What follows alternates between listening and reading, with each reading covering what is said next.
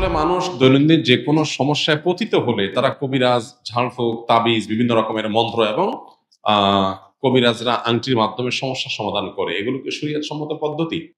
আমরা গ্রামে থাকি কিংবা শহরে, আমাদের জীবনে বিপদ-আপদ, বিভিন্ন ব্যত্যয়, মুসিবত, অসুখ-বিসুখ, বিভিন্ন রকমের কষ্ট, দুঃখ এগুলো আমাদের জীবনে আসবে, আসতে পারে। এটা আমাদের জীবনের অংশ।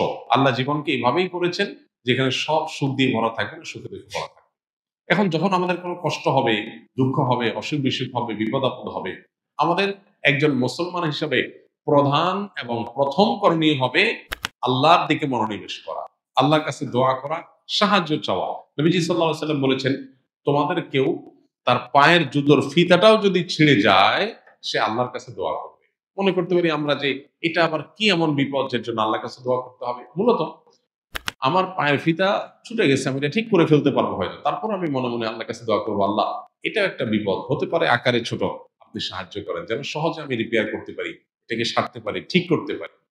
এই মেন্টালিটি থাকতে হবে। তাহলে বিপদ-আপদে আল্লাহর দিকে মনোনিবেশ করা, এটা আমাদের ঈমানের গুরুত্বপূর্ণ একটা দাবি।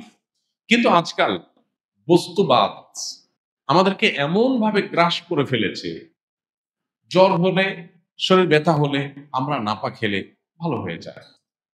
এবং এর কারণে এই নাপা বা ঔষধ, মেডিসিন, ডাক্তার, ট্রিটমেন্ট এগুলোর প্রতি আমাদের আস্থা, বিশ্বাস এমন লেভেলে চলে গেছে, আল্লাহর দিকে আমাদের মাথা যায় না। যখন আমাদের দেয়ালে পিঠ ঠেকে যায়, যখন আর কিচ্ছু করার থাকে না, তখন আমরা এবার বলি, একটু আল্লাহর কাছে দোয়া করি, আল্লাহর কাছে সাহায্য চাই।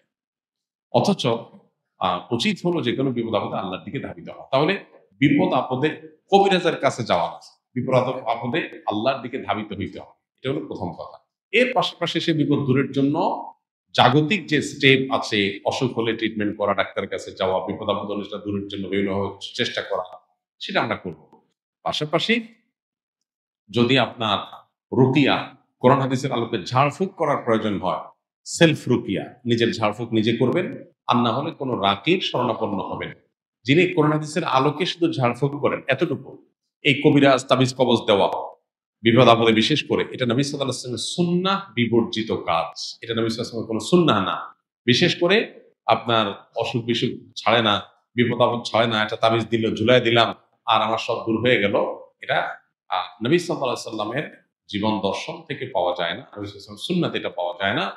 এটা কোনো কোনো ক্ষেত্রে শিরকের পর্যায়ে মানুষকে নিয়ে যায়। বিধায় সুন্নাতে আমাদের আসতে হবে। সুন্নাহ কি? আমরা আল্লাহর কাছে দোয়া করব, কোরআন হাদিসের আয়াত পড়ে, দোয়া পড়ে পড়ে ফু দেব এবং আল্লাহর কাছে সাহায্য চাইব। এটাই হলো সুন্নাহ পদ্ধতি। আল্লাহ আমাদের তৌফিক দান